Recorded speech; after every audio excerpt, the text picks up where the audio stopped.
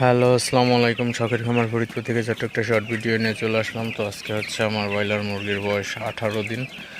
তো 18 দিনে আমি গাম্বুরার ভ্যাকসিন করে দিলাম। তো পানির সাথে আমি ভ্যাকসিন মিশিয়ে দিছি। তো অল্প পরিমাণে পানি দিতে হবে ভ্যাকসিন দেওয়ার সময়।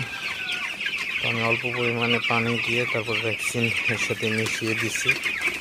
তো ভ্যাকসিন দিয়ে মুরগিগুলোকে তাড়াতাড়ি খাওয়াই দিতে হবে।